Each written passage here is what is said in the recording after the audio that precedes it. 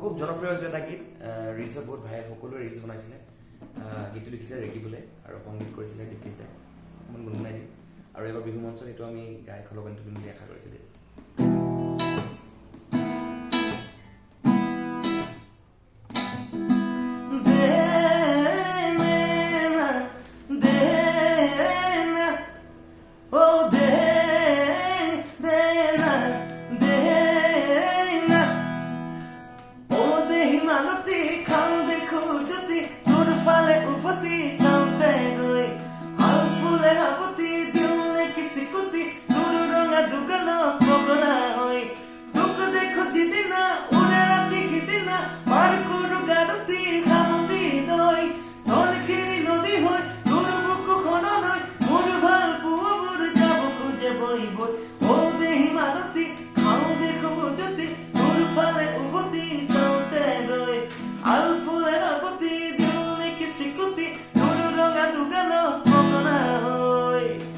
বিহু মঞ্চে মঞ্চে